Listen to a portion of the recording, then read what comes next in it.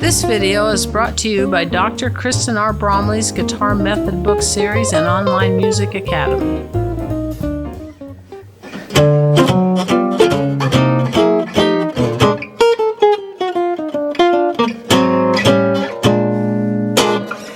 Hi, I'm Dr. Kristen Bromley. Welcome to my online academy. It's so great to have you joining me here in these online lessons. This is lesson 4 in this series that is all about jazz guitar. I love jazz guitar, as you know, so I am excited to bring you another one of these lessons. In this lesson, we're going to work specifically on the Freddy Green technique.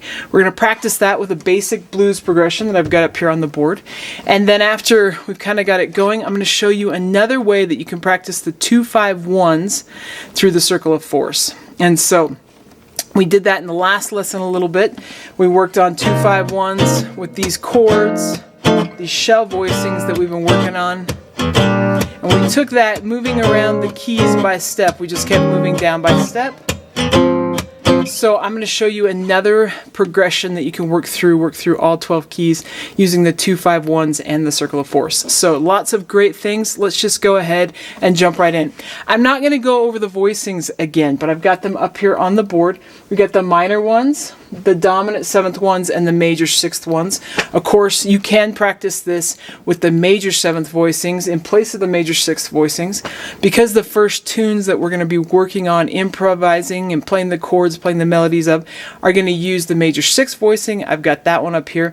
Freddie Green is really a part of the early eras of jazz, and so we're going to be playing some tunes using this Freddie Green style, using these chords. So that's why I've selected those ones, but you can swap out the major 7s. Now they're written in the 2-5-1s, so you can see how to do them 2-5-1 respective of the frets of each other. But we've also got the 6th string and the 5th string form here for the minor 7th, and then the 5th string and 6th string form for the dominant 7th, and then the 6th string and the 5th string form for the major 6th. So I've got them up there on the board if you need to reference it or check out previous lessons where I've gone over those. What we're going to worry about is this Freddie Green technique, and we're going to be working that with a 12-bar blues. This is just a basic 12-bar blues. It's got a B-flat 7, then an E-flat 7, so we're in the key of B-flat, and when we're in a blues progression, sometimes we actually use the dominant 7th chord as the 1 chord, so that's a little bit unusual, but with this chord progression, we're using these dominant 7th chords here. That's true to the blues progressions. So we've got a B-flat 7 as our 1 chord, E-flat 7 is our 4 chord, then we're back to B-flat 7 for 2 measures, E-flat 7 for 2 measures, B-flat 7 for 2 measures, and then we're going to do a 2-5-1. So C minor 7, F7 to the B-flat 7, and then we go to the F7. Now some of that might be like, whoa, that's a lot of information. So as I sort of explained a little bit in the previous lesson, and you can check out Theory Thursday lessons, this course is sort of replacing those temporarily until this course moves to Monday, Wednesdays, and Fridays, and then Theory Thursdays will resume. But as we're getting this course going, it's coming out on Thursdays, so we're getting a little theory with jazz anyway. Jazz is really super to the max, theory in action. So what I'm talking about when I say 1 chord, 4 chord, 2-5-1, in case you need to know that. So we've got our scale that we would play for a major key. I'm just going to play a major scale here, B flat, and off each one of those scale tones, 1, 2, 3, 4, 5, 6, 7, and then 8 is the same as 1. We have a chord. So the 1 chord comes off step 1, and normally that's a major 6th or a major 7th chord, like I've got over here. But with the blues progressions, it's oftentimes swapped out for a dominant 7th chord. Gives a bluesy flavor to have that flatted 7th there. So we have a 1 chord as a dominant 7th, which usually is a 5-7 chord. The 4 chord then comes off step 4, that's why we have E-flat 7 there. And the 2 comes off step 2. The F comes off step 5, so it's a 2-5. Just like we've got up here, 2-5, and then 1. So with the blues progressions, we use dominant 7th chords sometimes for the 1 chord and the 4 chord, which is a little unusual. Sometimes even for the 6th chord, which is usually a minor 7th, we swap out a dominant 7th.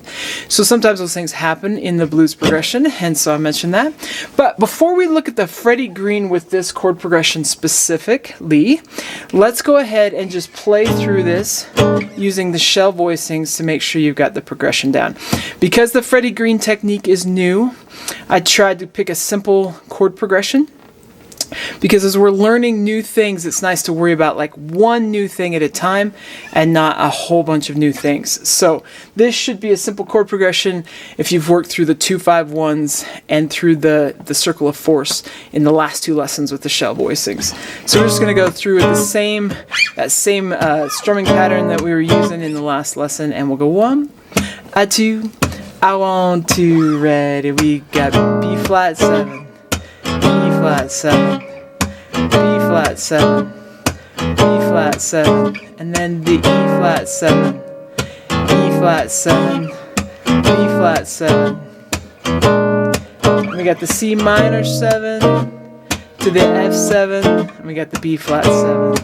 And then F7's a little turnaround chord there. And then we're back to the top where we finish off with our 1 chord if we're done repeating the progression.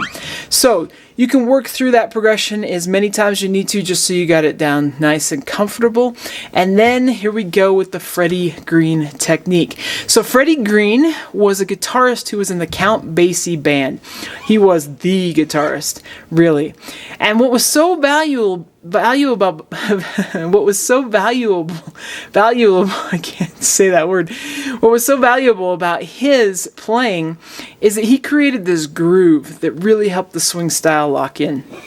Though he was playing an acoustic guitar, the players in the band, and this was a jazz big band, so you got lots of horns on top of the rhythm section, they would say that they could tell if Freddie Green was playing or not. They maybe couldn't hear him, but they could feel the difference when he was playing or not.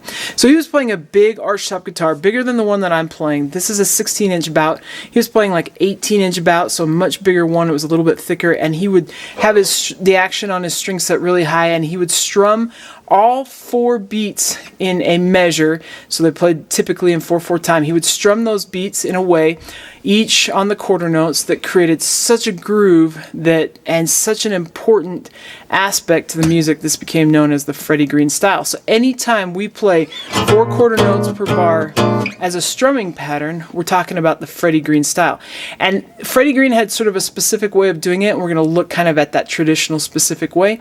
But there's other things that have come since then. There's players that have come since then that use other voicings and so on, maybe manipulate the groove a little bit, or use electric instruments, because now we've got these amps and we've got these pickups, and they do it just slightly different, but it's all sort of referred to as, oh, you're doing the Freddie Green style. So we're going to look at the specific aspects of more the authentic traditional Freddie Green, and then just also the fact that anytime we're playing sort of with this sort of 4 quarter notes to the bar kind of thing, we're doing the Freddie Green. So I put Freddie Green in quotes. Maybe not traditional Freddie Green, but we're using that 4 to the bar Freddie Green style, which has become synonymous with Freddie Green. So I'm going to go ahead and play through with the shell voicings through this 12-bar blues progression that we just did, and I'm just going to go ahead and play in sort of the traditional Freddie Green style, and then I will point out a few things about the technique. But I want to demonstrate it first. You can play right along with me if you want to, but in this case you might just want to listen and watch what I'm doing. So we're going to go 1, 2, 1, 2, ready. I got the B flat 7, E flat, B flat, B flat, E flat, E flat, B flat. Then we got the C minor 7 to F7 to B flat, F, and I'll end it there. Okay, so besides having 4 quarter notes per measure, there's some things about the technique that I want to point out. One is, in the right hand, you'll have noticed I was doing all down strums. So I'm not doing any kind of up strum. We're not getting into ska or anything like that. It's all down strums, so that's really important. I am using a pick. But there are times when I'll do this with the back of my fingers, or even you could do it with your thumb. But I almost always, if I'm going to do it with my fingers because I want it quieter, or I just kind of want a little bit of a muffled sound, I'm using the back of my fingers. So you could do that, but it's all down strums, all down strums. That's a very important aspect. Another important aspect is in the left hand. I do what I like to call finger cutoffs. So when I'm teaching horn players or when I'm directing bands, we'll talk about a tongue cutoff, meaning that the horns, which use air that is being breathed through the mouth, pushed through the horn, what we're doing with a tongue cutoff is we're cutting off the airstream, just cutting off that airstream and not letting it go on, rather than da and letting it die out. So we have to sort of mimic this technique on guitar, only I like to call them finger cutoffs because that's really what's happening. So we're going to stop our strings from ringing with a finger cutoff. So in between each one of these quarter notes, I am actually releasing my grip. I'm not taking my fingers off the strings, but I'm just relaxing. So I'm doing this little squeeze, squeeze, release, squeeze, release, squeeze, release, squeeze, release between every single one of these. So I'm squeezing and releasing, but you'll notice my hands aren't coming off. I'm keeping my fingers touching the strings, but because they're staying there and I've released the pressure, I've released my grip from having that pressure, then the string stops vibrating and then we have a finger cut off. So that is a second really important aspect of the Freddie Green style. When I'm doing that, these are quarter notes, I'm trying to have the quarter note last at least 2/3 of the beat before I actually release. So there's a legato but not sense to it. Completely legato would let the chords ring over top of each other, but I'm letting it ring until I cut it off, and I'm trying to have that take up at least 2/3 of the beat. So to the longest period possible, I'm holding it down right before I do the next strumming. So I'm holding and just releasing at the last second possible. There's almost this rhythm between my thumb and the plucking hand that is happening.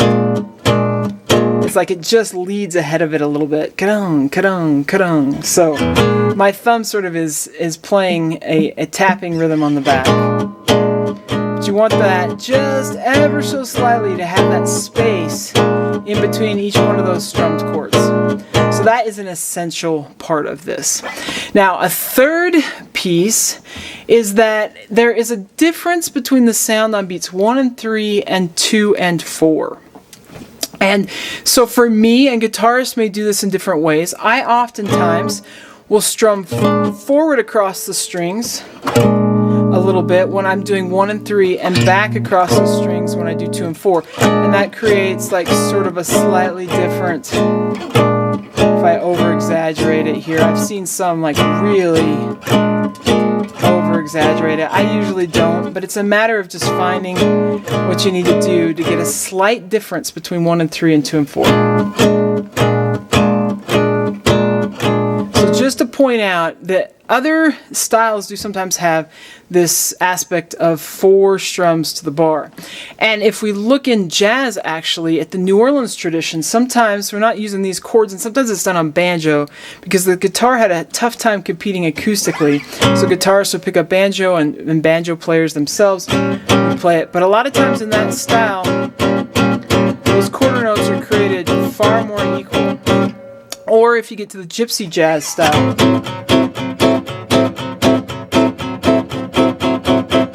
sometimes there's a slight difference, but it's just different. The sound is more up and down. Dun, dun, dun, dun. When we get into this Freddie Green style, I just switched the voicing, but if I did it with the minor sixth as well, there's a difference. It swings differently. Each one of those notes is held down longer. There's still the space in between, but then there's a slightly different accent to 2 and 4 versus 1 and 3. It gives it a forward momentum. So for me, strumming forward and then strumming back, I can kind of get that. Now, when Freddie Green was playing, he was using these shell voicings. Now, there's different people who've done research. Some will say, I think he was only playing 1 note, maybe 2 notes. Sometimes when I'm playing with a big band, I will just do the guide tones, and what's really cool is you can actually just play the guide tones and you can hear the changes. You don't have to have the root to get them sort of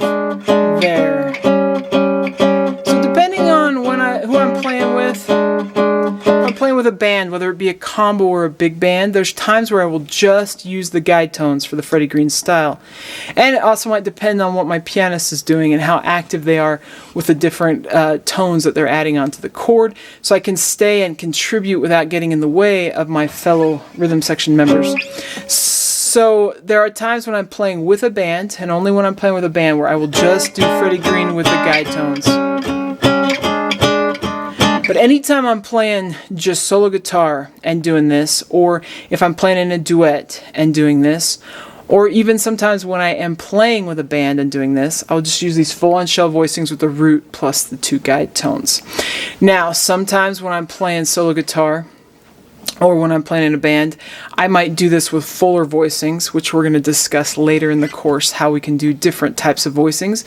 But in the truest sense of Freddie Green, we use these voicings. But there's times later on where you might want higher pitched voicings, or you might want more colors on the voicing, or you might want to adapt this to be slightly different. Sometimes I get this boom chuck kind of thing going when I'm playing solo guitar or doing duets or that sort of thing. So there's variations to it, but staying true to the Freddie Green style, which is what you want to get down first. Use these shell voicings and try and get that authentic sound. One other thing that sometimes I'll hear a lot of my in-person students do is get this boom chuck, boom chuck, boom chuck, boom chuck kind of sound going. So while we might, maybe you don't have as full a chord on beats 1 and 3 sometimes, we still want to hear the chord and not get this boom chuck, boom chuck, boom chuck, boom chuck, boom chuck. If you want too much boom chuck, you can check out the flat picking course on the lesson series and you get lots of boom chuck. And even sometimes in the early eras where you might hear, say, the tuba or the bass doing 1 and 3 and then hear more the banjo replying on 2 and 4, you do sort of get a boom chuck, boom chuck, boom chuck, boom chuck, boom chuck that kind of has a cool groove to it. But that's not the Freddie Green authentic style. So you want to get those nice legato, get 1 and 3 sounding slightly different than 2 and 4, and you've got it. Okay, so now that I've sort of given some great pointers here, I'm going to play through the blues progression. We'll just do it at some different tempos. So you can play right along with me and try and get it as best you can. This is such an important and cool rhythm and groove to get down. So you're going to have 1, 2, I want to, we got the B flat, E flat, then back to B flat, E flat, back to B flat, C minor, F7, back to B flat, F. So that's a nice medium tempo to kind of start at. We're going to take it a little bit slower. So we're going to 1, 2, I want to, ready, and E flat, back to that B flat. Then we got the E flat and B flat. C minor, F7, and B flat.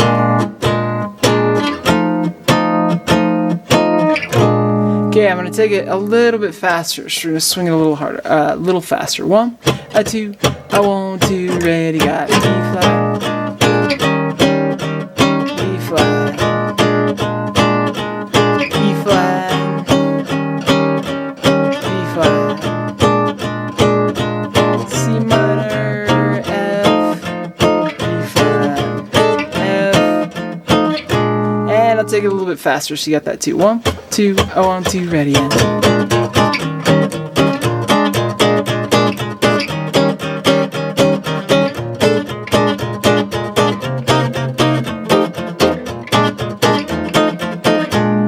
So there's some good tempos. Of course, you could even go faster. 1, 2, I want 2, 3, 4.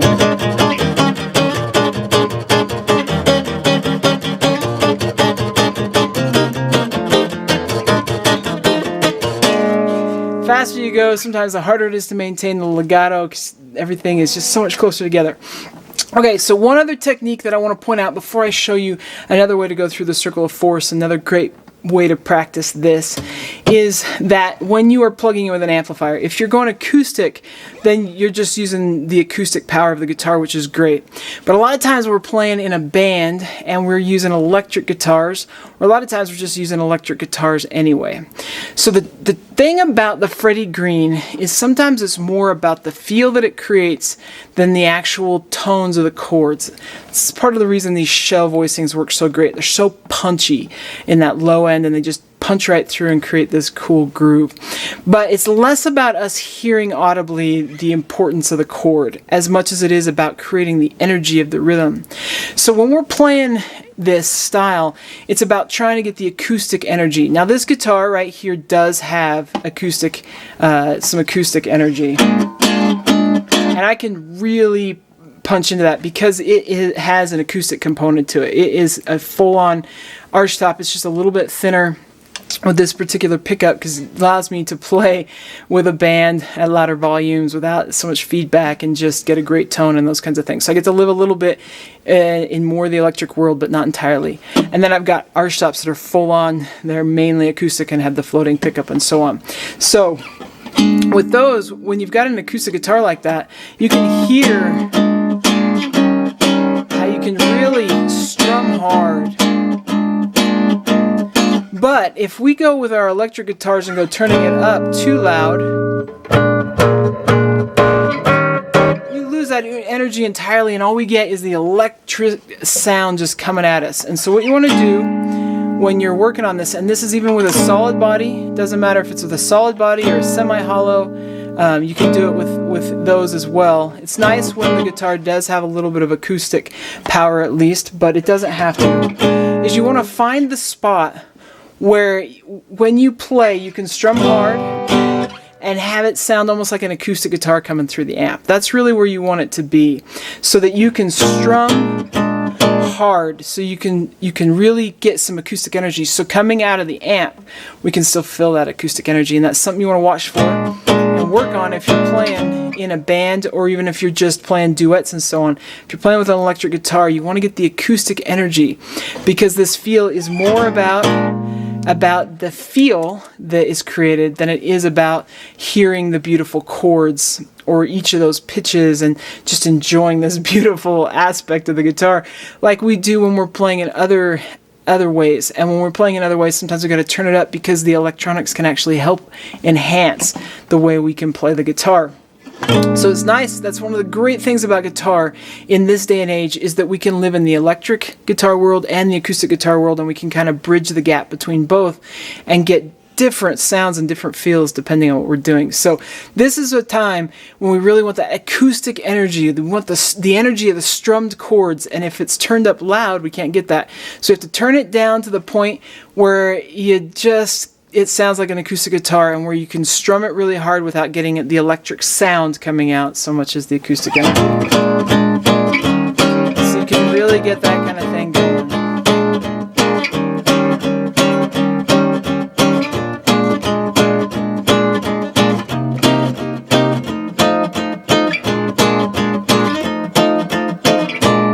Okay, so important point made. Now let's look at another way to work through the circle of force, which is another way to practice these chords, which is a great thing to do. After I finish this lesson and we start moving on, we're going to work on some improvisation techniques so we can start learning to improvise solos.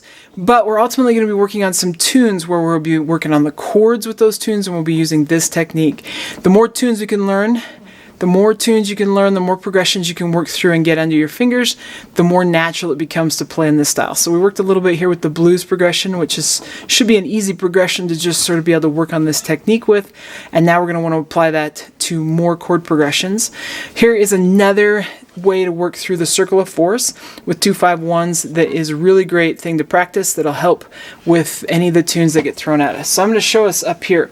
Now, in the last lesson, what we did, we had a 2-5-1, and I'll just do one in B flat, and I should use the B flat 6 instead of the major 7th. I'm going to tune up just a little bit here, make sure you can hear these okay, but C minor to the F7 to the B flat 6. Okay, so what we did in the last lesson working around 2-5-1s is we then made our 1 become the 2. and we went around, and we could get through 6 keys, and then we had to go up a half step and get through the other 6.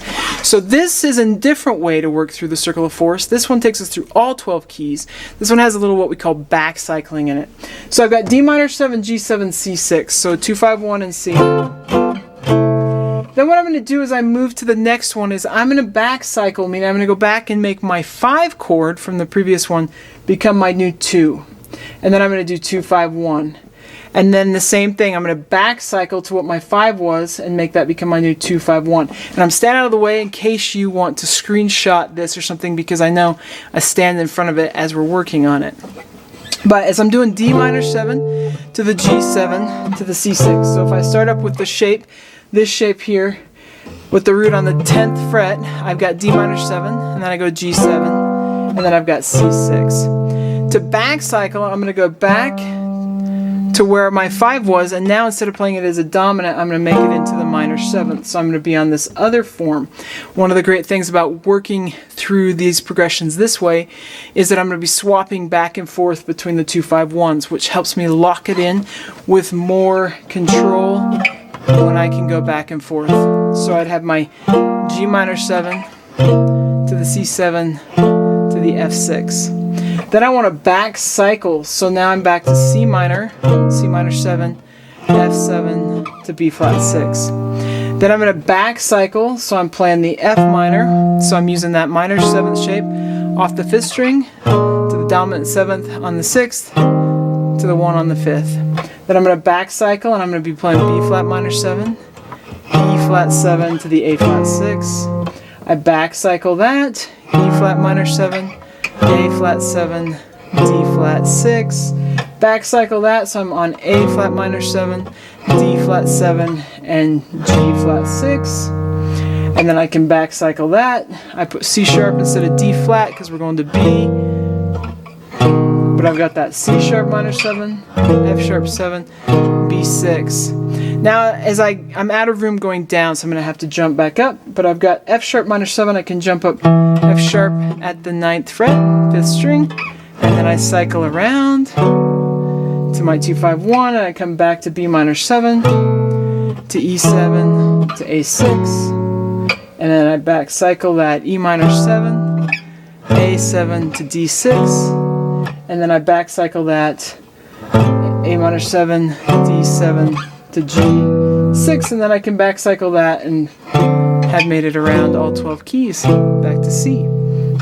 So if we take that, this is a great thing to do. Now we're working the Freddie Green. I'm going to play through it once just at a nice and even tempo.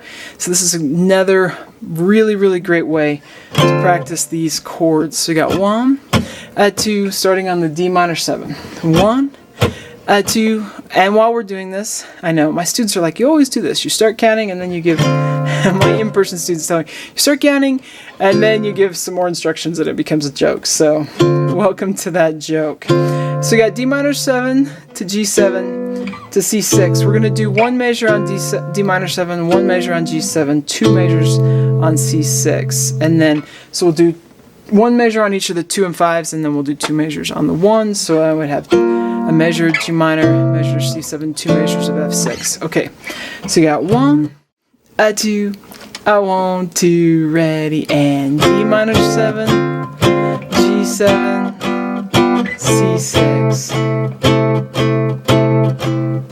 G minor 7, C7, F6,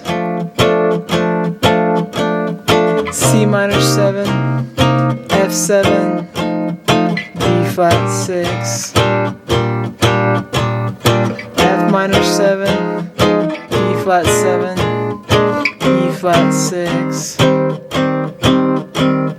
B flat minor 7, E flat 7, A flat 6, E flat minor 7, A flat 7, D flat 6,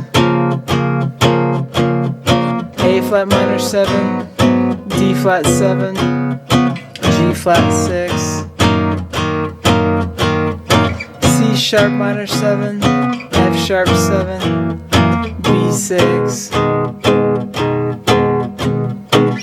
F sharp minor 7, B7, E6, B minor 7, E7, A6, E minor 7, A7, D6, A minor 7, D7, and G6, D minor 7, G7, and C6. And we've made it all the way around those 12 keys. So great way to practice these chords and the previous ones that we haven't been working on here. Like you could plug in that major 7th instead of the major 6th. So lots of great things. I hope you are having so much fun with jazz guitar. Now we've got the chords down, or at least a grasp of them. So we're ready on the comping side. We need to start working on the improv side. And so in the next lesson, we're going to start looking at improvising over major 6th chords, and we're going to start by doing that with the arpeggios. So I'm going to be starting us there, and then we'll move on to the dominant 7th chords, and the minor 7th chords. We'll be working on some tunes throughout this, so lots of great things to come. It's going to be awesome. I hope you are having fun. These lessons right now are going to be coming out on Tuesdays, Thursdays, and Saturdays. I've got a little more time here in the summer, so I just want to get some momentum, get some of these lessons rolled out. So 3 new ones a week. It's going to be great. Of course, there are other lessons that come out on Mondays, Wednesdays, and Fridays. Right now, there's a strumming series on guitar strumming that's coming out. So great lessons there. And of course, there's hundreds of other lessons on the channel. So lots of great things to check out. Have fun with this. Take care, and we will see you again. If you found this video helpful, please hit the like button and subscribe to the channel. For more in-depth lessons and to progress through a free guitar course, check out my Guitar 101 series on YouTube and my guitar method books, which all come with access to hours of in-depth video lessons. You can find more information about me and my products at KristenBromley.com. Take care.